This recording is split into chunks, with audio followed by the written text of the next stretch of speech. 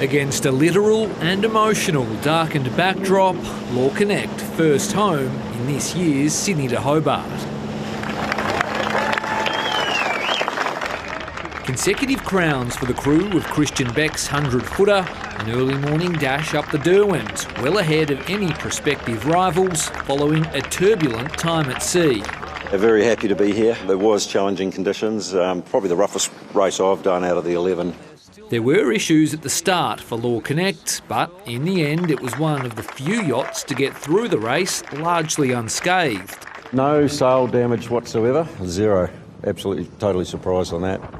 That's despite wild winds on the first night that forced the crew to slow the boat to avoid damage, conditions that claimed its arch nemesis Comanche.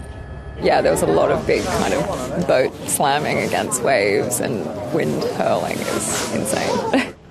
Normally by now the winning crew would be in the midst of celebrating and the drinks would be flowing, but this year the champagne has been put on ice given the events of the past 48 hours, a conscious decision made by the LawConnect crew. We're obviously not doing any celebrations on the boat, and we'll do that quietly later on. It's out of respect to sailors Roy Quaden and Nick Smith, who died in separate incidents on different boats on night one. Roy Quaden's crewmates aboard Flying Fish Arctos safely arriving at Middle Harbour this morning, as berths in Hobart began to fill. Sunrise setting a spectacular scene for second place Celestial, which is in the box seat for overall victory. The crew of Super Maxi Wild Thing happy to be on dry land.